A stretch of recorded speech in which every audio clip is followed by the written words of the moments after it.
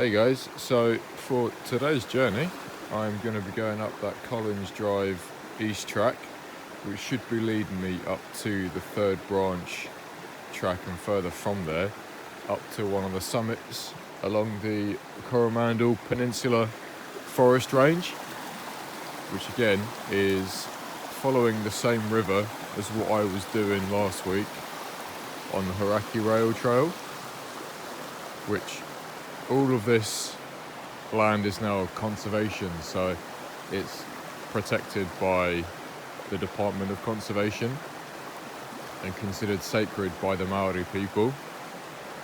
Before all of that was signed, the settlers, the colonisers from here, from Europe and from England and all over the world, what they were using these forests for was for timber and for gold mining. So when I get to it, I will eventually be joining an old tunnel, a disused tunnel now, that would transport all them goods through the mountain. So next one, climbing to the top of the mountain, going through the tunnel, and then from there I'll give you some more pictures and videos. Alright, should be a good trek up. So I've just come off the main track and found this. Couldn't tell you what it is, but it looks like some sort of machinery that was used during the mining and the logging jobs that were being done here about the 17th, 18th century, when all these forests were pretty much all of them cut down, used for timber to build railway lines, bridges, houses, storerooms, furnaces, even just pathways up to the mountains to harvest all the raw material that's inside the mountains and the valleys around these rivers. I'm going to be heading up this way, up these steps towards the tunnel, so I'll make another video when I'm there. So I've just followed the track round, and by the looks of it, I found myself a tunnel. So I've put a head torch on. Let's see where this goes.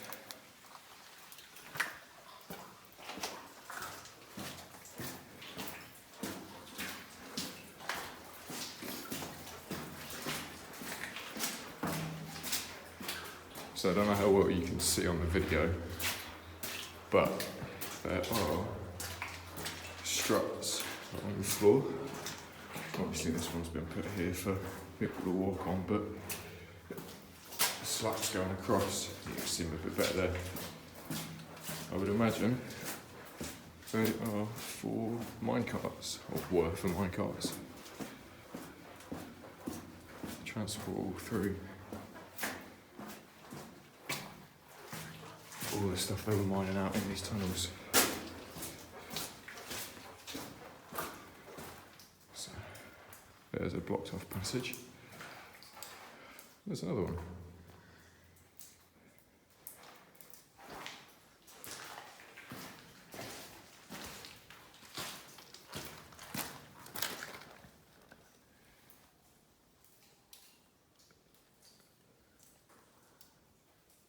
Again, I don't know how well you can see it, but they go up pretty tall.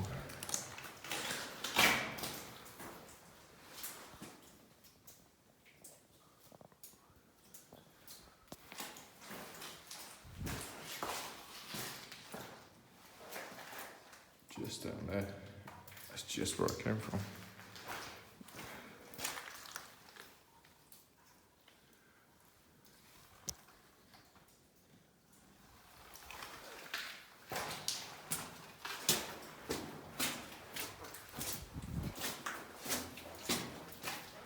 Alright, let's get back on the track. So, just made it to the top of the summit. Up some pretty sketchy climbs, I'll be honest with you. A lot of this forest during the cyclones were completely devastated, so Some of the man-made purpose-built steps have just been completely washed out. The tracks have gone, there's trees fallen and all sorts. But I have reached the tunnels. Collins Drive East End. So these were old gold mine tunnels. This one, it says here, goes for 500 metres through the hill, which, as you can see, it's going to be pitch black the whole way, which is lucky that I brought a head torch with me. So let's keep on going and I'll meet you on the other side.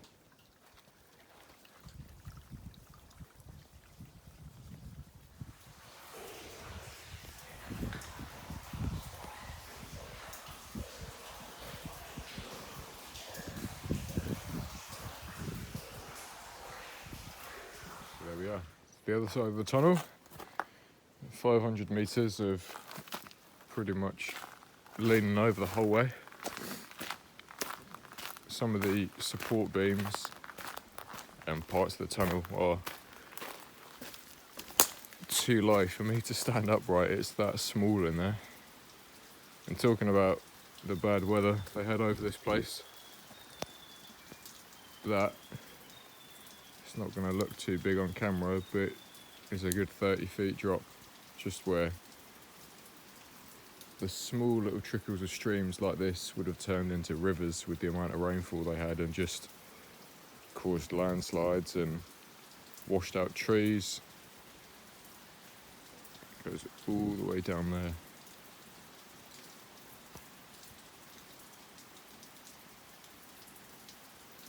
So, the trail leads back up.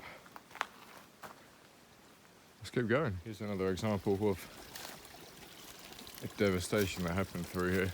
All of this at one point would have been a nice mellow, easy-ish walk up the side of the cliff face. But loose sediment, trees, just the volume of water that would have rushed down these little streams. Tiny little bits of trickling water would have turned into rivers that would have just completely washed out this whole area, which you can see they've made barriers to try and block people off from going for the stuff that's still unstable. But at this point, the track that I was on is now a case of picking the best spot you can find and just walking up it. But as you can probably tell by my heavy breathing, it's not the best. But you get little bits like this that, unaffected, get some actual steps.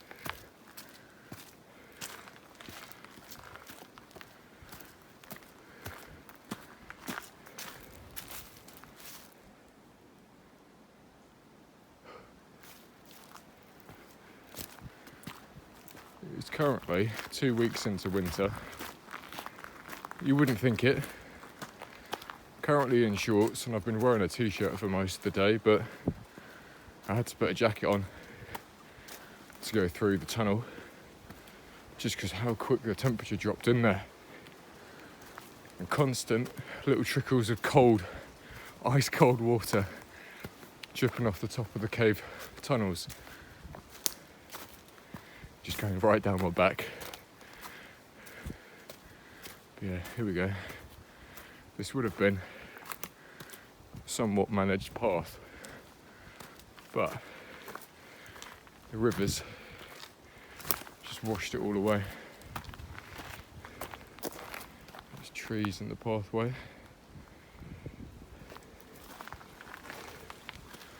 At the Haraki Gorge that I did last week, there was actual landslides that blocked off the path completely, where the rock face had just come completely off and taken out some of the paths.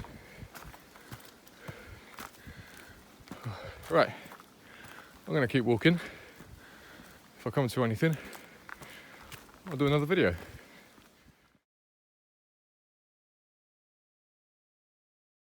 So I made it to the top. Good couple of hours climb for, I would say, a pretty good view. I'll swing the camera around. I'll show you what I can see. I don't know how well it's going to come out on camera, but I'll try and get another video if not. But 3 hours, give or take, climbing up dirt tracks,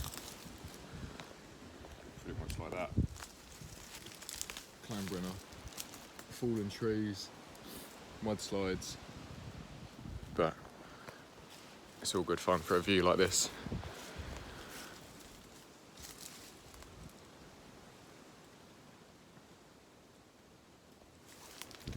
So now I'm going to make my way back to the campsite, back to the van. There's a stream just nearby, so I think I'll go have a little bit of a swim, dry myself off, clean off, and then these little orange things are my guide back, which throughout the whole forest, there's one just behind me, just on that tree as well, and there's a few more just on that tree, just there as well. What someone's done the whole way through these tracks is just come through, just hammered these little orange triangles just so you can get an idea of the route that you're going through, because otherwise a lot of it is just tramping through grass. And on the other videos I was saying about the landslides and all that, quite a few of the walkways are just completely washed out. You can't make a good clean path through them, so they've been a good blessing. I'm gonna make my way down. It's a small shortcut that I can get back through to the campsite, but it's going to be still another couple of hours walk. But you wouldn't think it's winter, because yeah, I was going to say summer, but blue skies, a bit breezy, probably hear it, but I've been in shorts and a t-shirt for most of the day, just because it hasn't been cold at all really. 2 weeks into winter and yeah, blue skies, not a cloud to be seen. Can't complain, having a good time. Alright, I shall see you in the next one.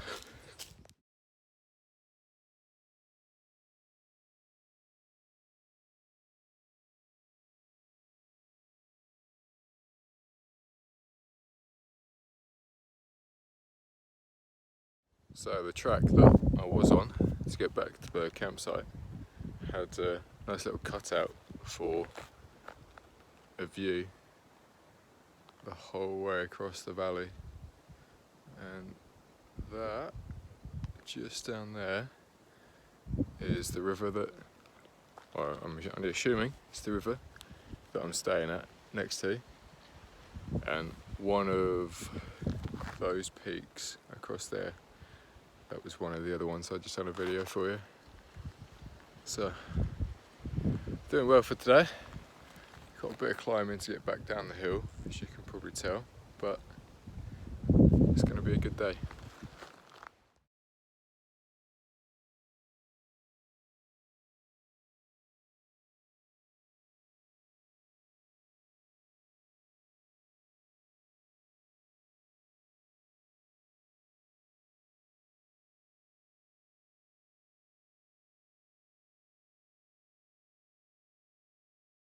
Made it back, had some quick bite to eat, cooled off, got a drink, and now I'm going to head down to the Broken Hills battery, or the government battery, just here.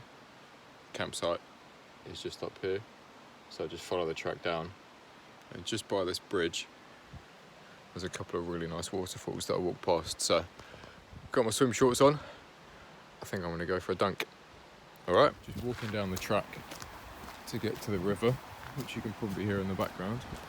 And then the waterfalls are just to the right-hand side of this little bridge. And if they're gonna come out on camera, you can see these two cables that lead up to the top of the valley. What they were for is when I walk around this corner, you should see a bit further up a giant concrete foundation, which were where horse-drawn pulleys would take hoppers full of sediment, minerals, even timber, that sort of thing, all the way to the top of the valley, where they would then be processed for raw materials, gold, silver, cyanide as well. And then follow me up this way.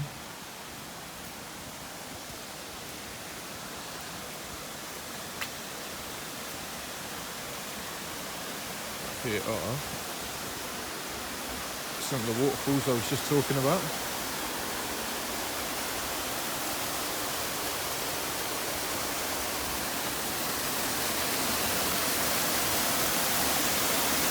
So it's been quite nice and sunny. The weather's not been too hot, but it's not been cold. But I would imagine as soon as I get in there, it's going to be a bit chilly. Let's give it a go.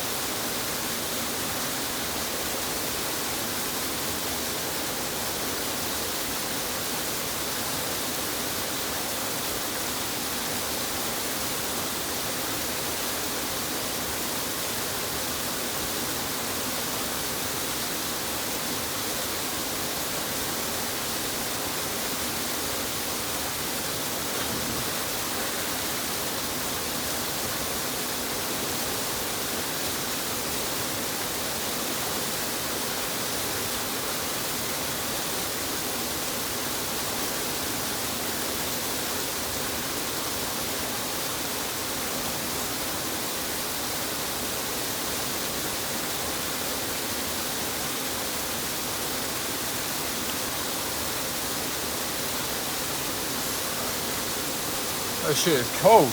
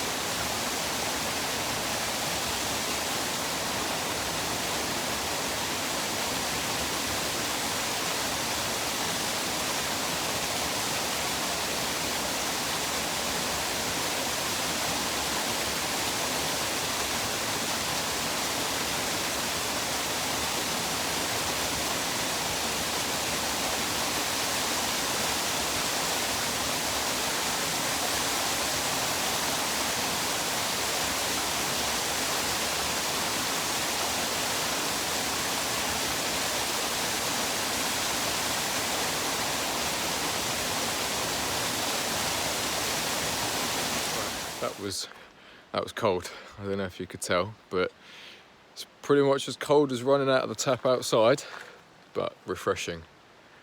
It felt so good.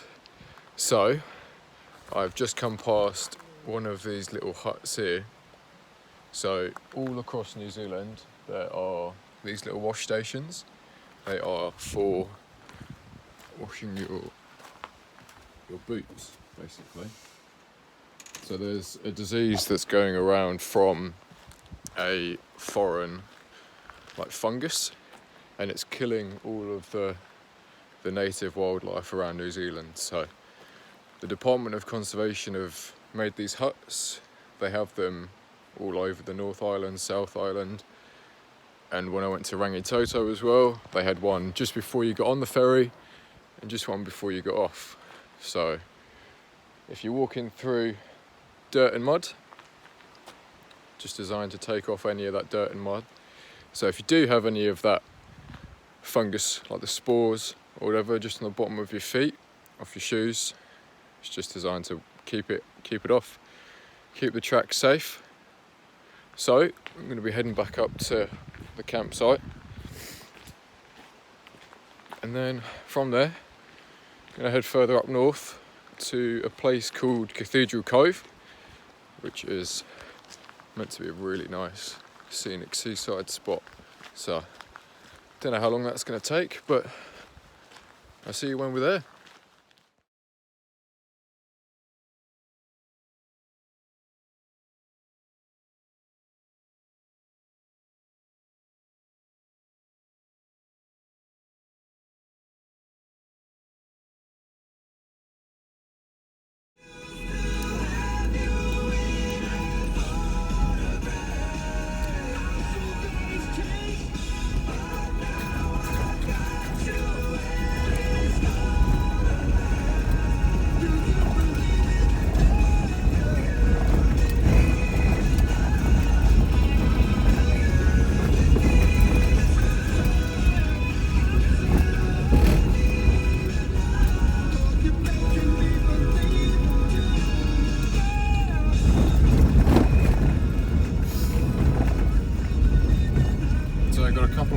Of daylight left, just leaving the Broken Hill campsite now on the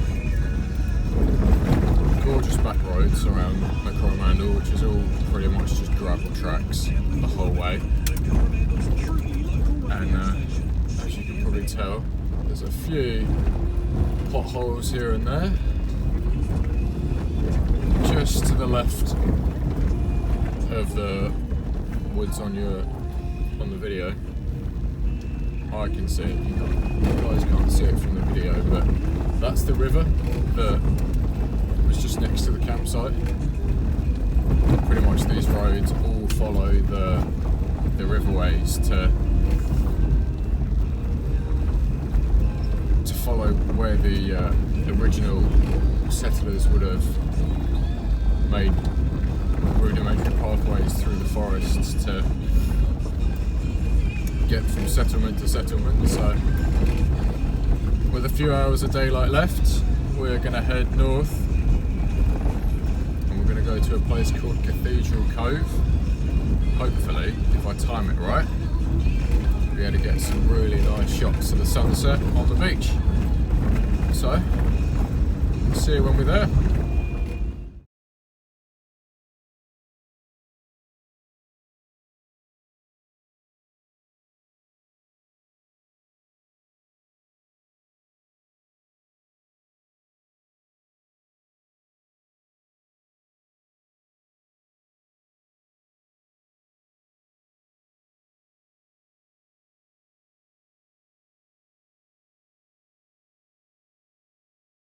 So right now I'm at a place called Mercury Bay.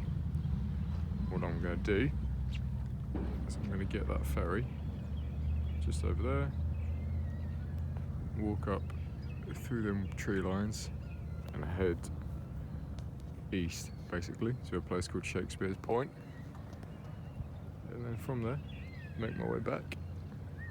But it's super quiet and peaceful at this place.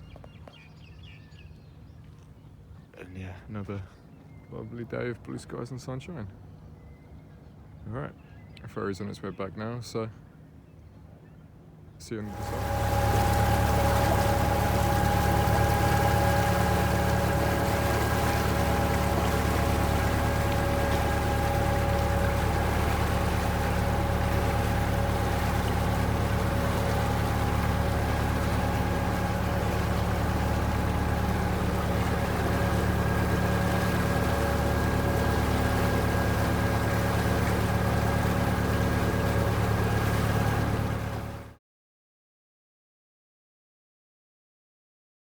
So just off the ferry, off through one of the tracks. So where I am right now is one of the old sites where the tribes used to live around here. Don't know if you can see, that is the town I'm staying at right now. If you carry on down this way with me, down the stone steps, probably just about to see through the tree line, is the town. But back in the early 1700s, when Captain Cook was doing the rounds of New Zealand, he originally found this place abandoned with a huge 30-foot trench dug around the outside of the peninsula. You could only speculate that it was for defences, and upon meeting with some of the local tribes around here, it was confirmed that one of the tribes from Tauranga decided to come here by boat and claim this little part of New Zealand as theirs, killing the chief and driving out the rest of the tribe. And it is just stone cutouts on the cliff face where they used to live. Let's see if I can get a bit higher, get a nicer view.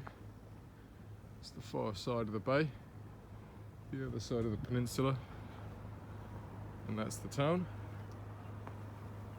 Off in the distance, just past them palm trees, it's currently where the van's staying, so just got that ferry over to the other side, staying off just on there. That's it. I'm going to go through the trench, so I'll get a couple of photos of that. Let's keep going. So here's a good example of some of the stone steps that have just been cut out from the side of the cliff. But either side of it, pretty nasty drops all the way down. So, trying to watch my footing.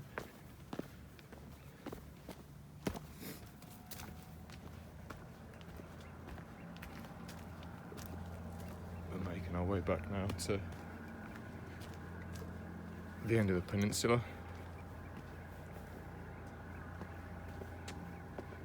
Heading out towards Shakespeare's Point and around that way.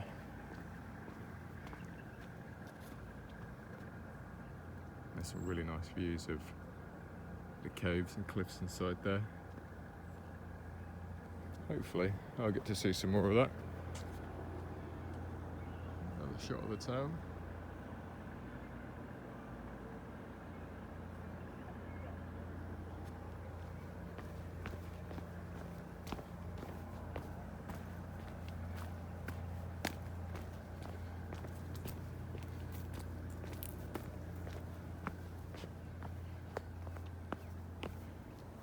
Again, some more of the steps. You can see the white markings where people have been walking up and down them, where the surface of the rock has just come off the top. Just left those imprints where people have visited.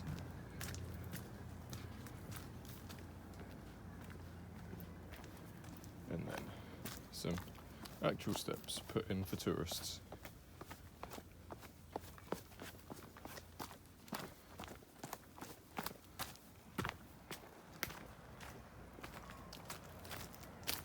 Alright, I'll carry on. See you in the next one. That is the track that I just came down to the end of the peninsula. Just followed it down around this way, but it goes even further up above those tree lines, just from the views you were seeing. And this is the pa, or fortifications. So pa is the Maori word for that. So I don't know how well it's going to come out on camera, but that slopes all the way to the top there. A lot of it's been eroded away, but what they would have done is cut a smaller ditch this side and then deliberately banked up higher on the right hand side here, and they would have put wooden stakes above that as well. So it would have gone to about 30 feet up.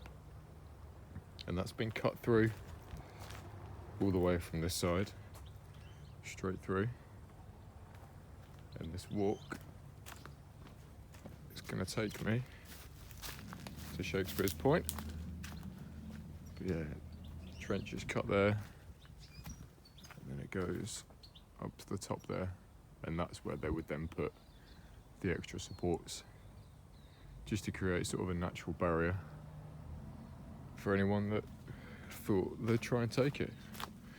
But like I said, one of the other tribes decided to have their luck, and it happened, because when Captain Cook got to this part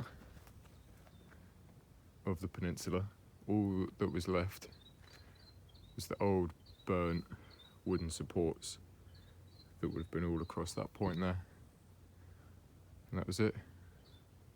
Just a few bits of cut out timbers up on the top of the hills, possibly for support structures for houses or storerooms for food, that sort of thing.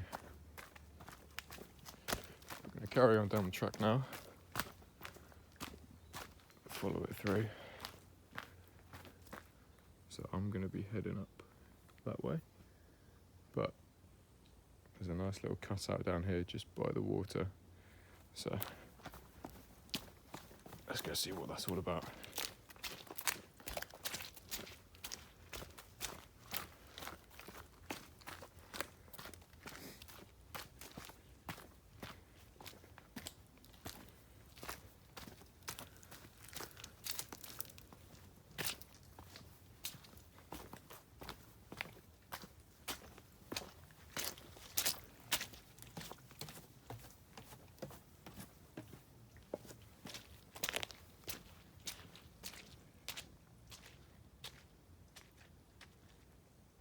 So this is the other side of the wharf, and that around there up at the top, that is the peninsula that I was just on. And you can just about see them, the middle of the camera, all along that bit there. From what I was reading, they are wooden supports, again for fishing huts, but from what they were used in the 1700s was for a timber mill.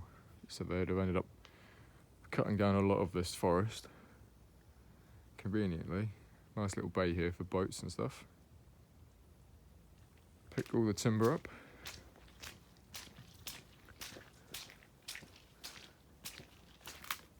and up there are a few of the cliff faces. So I don't know if they're around here or not, but New Zealand doesn't actually have any native mammals apart from bats, which I have yet to see. So, granted, it's the middle of the day, I doubt any are going to stick their head out, but I'd imagine at night time you could see some down there. Alright, I'm going to carry on and head up that way and around. So, made it to the top. Not a bad view. So swing the camera around. So that peninsula, just across there. So that's the green part with the slight steps up, and then as you work your way up to the top, that was the rock stairs and all that I was talking about. And there's a view of the town. And then the main road leading out that way will lead me back home, back to Auckland. But yeah, pretty nice. I've got a few more steps to get to the very top.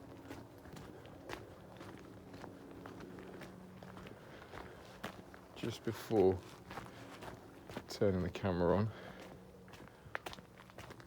I found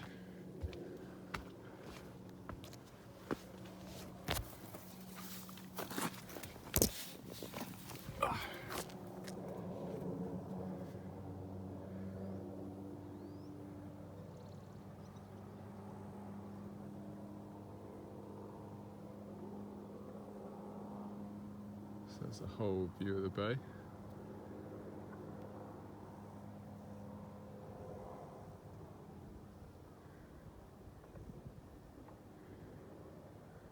Alright. I'm going to keep walking, see where this takes me. The track leads back down that way, goes off to the left. So let's give it a walk. So I finished my walk, just got back to the van, had some food, sat on the beach, just enjoyed the view, had a bit of a splash as well. Thought I'd stop by and show you this. So there is a spot here dedicated to HMS Buffalo, named after Buffalo Beach in the area. During the late 1800s, at one point, HMS Buffalo ran aground during a storm, was washed up on shore and marooned there. According to the chart, it is the wreckage. It's a few hundred meters in the wharf that way. Can be seen on low tide, just the struts, the remnants of the hull, and it can be seen by air apparently as well. That isn't the anchor, but that is an anchor from a wreckage in the area. And in 1960, a tsunami rolled through this area and blew the shore back far enough that you could see the entire wreckage of the boat sticking up from around there. And a couple of mad locals decided that they'd get a tractor, like in the middle of a tsunami, and try and pull it out, but that was unsuccessful. Just enjoying the view.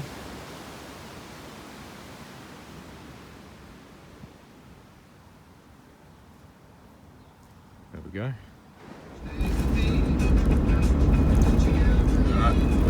Been out on the road for about an hour or so, heading from Coromandel town over to Thames, and then from Thames grab something to eat, stop off for a little bit, stretch my legs, see what's around. And as you can probably tell behind me, the sun is setting, so find a nice another spot